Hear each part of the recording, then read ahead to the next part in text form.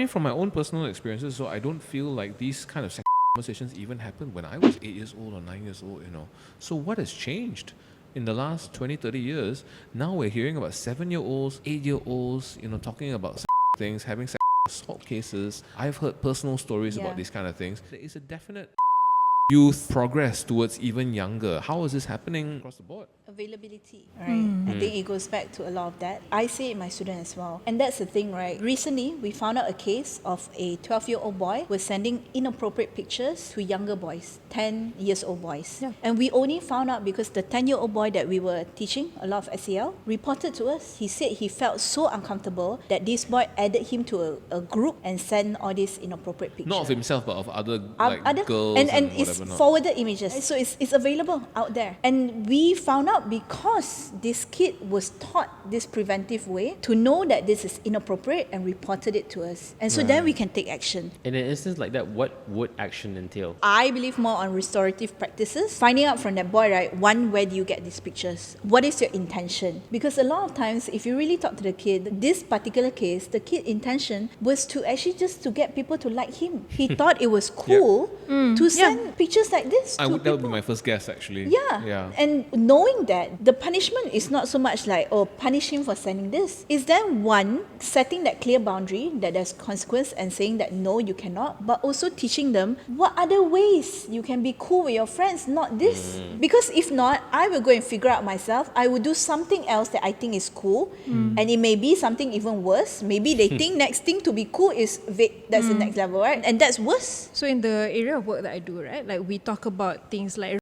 culture, for example, that can be very triggering. But also the idea of culture is that it doesn't start with the actual like sexual violence, It's the lower level things like normalizing jokes that are lewd in classes and using like inappropriate words.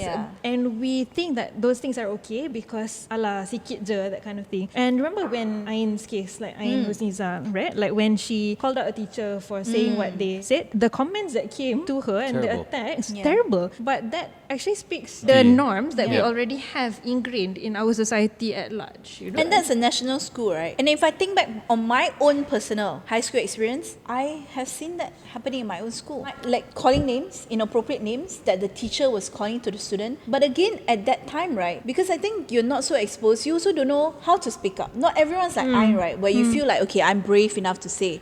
Sometimes you may just feel super uncomfortable and you don't know what to do. So it just goes unreported. And that's why I think there's that tendency to see like, oh, maybe international school nampak macam banyak of this case. But actually, if you really think back, and if you ask many high school, national school goers, more often than not, they've seen it. Just that, tak tahu macam mana nak buat apa. Actually, when I was in standard 2, and I remember this incident so clearly because I went to an all-girls school. The teacher actually perpetrated an act of violence on some of my classmates. Primary school? In primary school, because the context was this, right? Like we had times table pop quiz, okay? So everybody had to stand up, the drill, right? Okay, you 2 times 4, like 6 times 3, whatever. And the people who didn't know the answer, the teacher just pulled down their kain baju kurung. It's an all-girls school, and it's a good all-girls school. And the teacher who perpetrated this was female herself. Oh, boy.